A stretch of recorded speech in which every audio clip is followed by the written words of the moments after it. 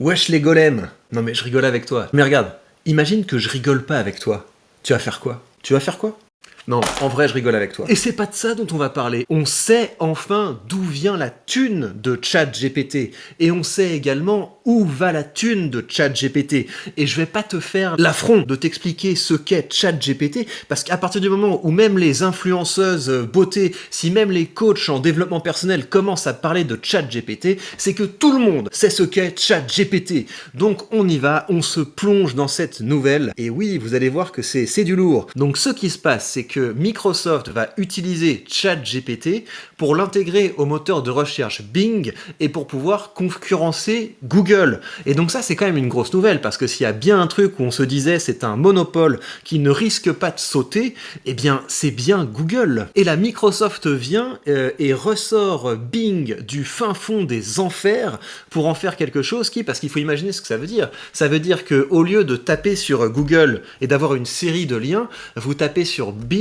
et votre réponse c'est un texte, c'est une réponse qui est structurée, c'est une réponse qui est articulée, donc ça peut faire évoluer beaucoup de choses. Alors selon The Information, Microsoft préparait une nouvelle version de son moteur de recherche Bing intégrant l'intelligence artificielle ChatGPT, de quoi rivaliser avec Google grâce à cet outil capable de répondre directement aux requêtes en langage naturel. L'incontournable Google aurait-il du souci à se faire? Le moteur de recherche aujourd'hui archi-leader, 90% de part de marché en France, donc j'imagine que ça ferait la même chose dans le monde, et des niveaux comparables, d'accord, pourrait voir monter en puissance le petit pousset boosté par une nouvelle fonctionnalité, ChatGPT. D'après le média américain, Microsoft préparerait, là tu l'as déjà dit, plutôt que de présenter une page de résultats avec une liste de liens, comme le font l'ensemble des moteurs de recherche aujourd'hui, le robot conversationnel apporterait des réponses automatiques de meilleure qualité aux requêtes des utilisateurs. Alors de meilleure qualité, il faut voir quand même. Si vous jouez un petit peu avec ChatGPT, des fois ça vous dit des bêtises,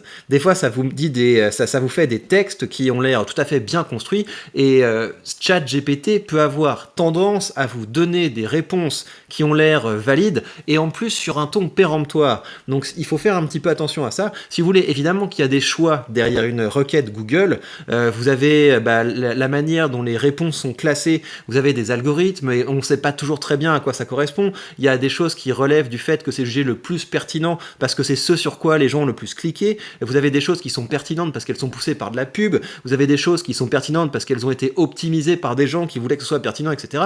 Donc évidemment qu'il y a des choix, mais voilà, vous avez une liste et vous pouvez cliquer sur ce que vous voulez. Et en cliquant sur ce que vous voulez, vous nourrissez l'algorithme, etc.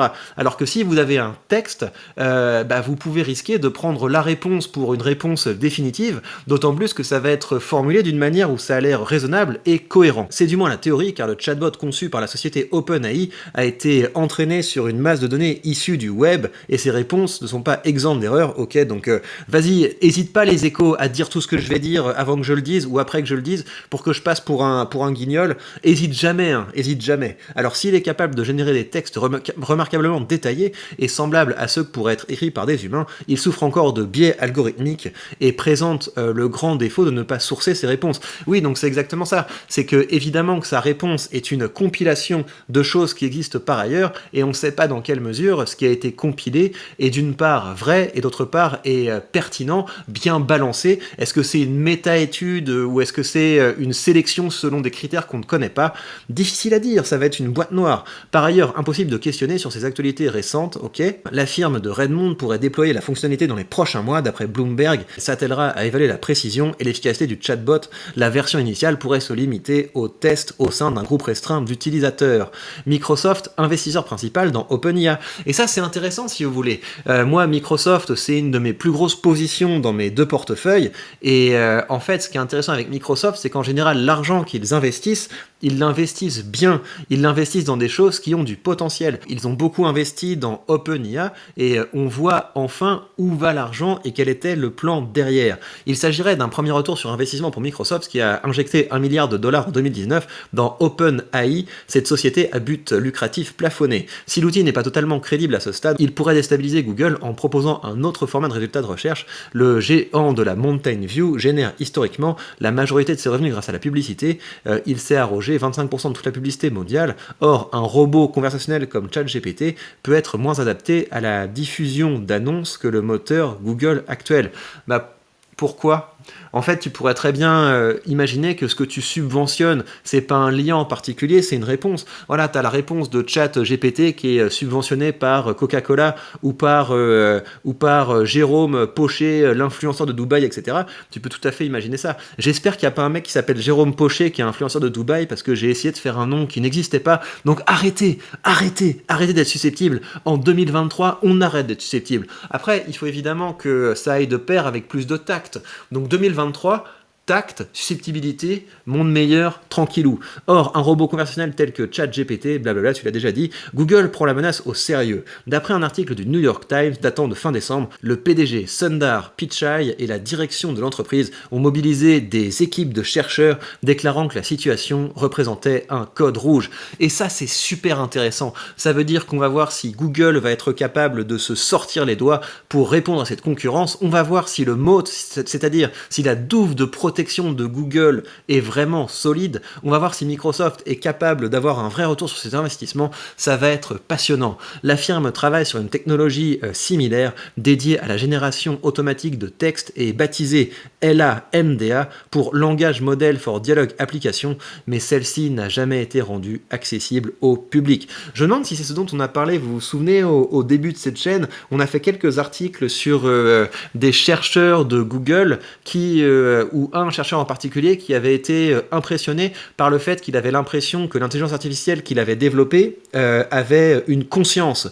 Et il a commencé à dire, c'est fou les réponses qu'elle est capable de me donner, elle me dit qu'elle a peur de la mort, j'ai vraiment l'impression qu'il y a une conscience, une réflexion, un ressenti, et il a été mis à pied pour ça, donc ça va être très intéressant. On devrait avoir une année 2023 passionnante, parce que là c'est vraiment c'est parmi les boîtes les plus grosses du monde, et quand les boîtes parmi les plus grosses du monde se tirent la bourre sur des choses technologiques comme ça, il peut en ressortir des innovations qui vont être absolument disruptives, et on va suivre ça de près, ça va être passionnant, et on va pas seulement suivre ça de près, on va participer à cette aventure entrepreneuriale en investissant dans cette entreprise. Tu vois, c'est ça qui est bien, c'est que pendant que Google et Microsoft se tirent la bourre pour devenir de plus en plus compétitifs, de plus en plus performants, on peut en profiter pour investir dedans. Je n'ai pas à choisir mon camp, et donc grâce aux achats fractionnés, je vais mettre dès à présent 15 balles dans Google, et ensuite je vais mettre 15 balles dans Microsoft,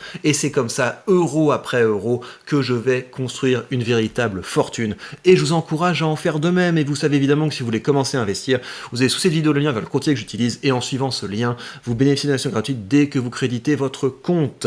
Et côté thune à présent, eh bien, en ce mois de janvier 2023, j'ai déjà récolté 45 € en dividendes, et ça, c'est quand même très sympa.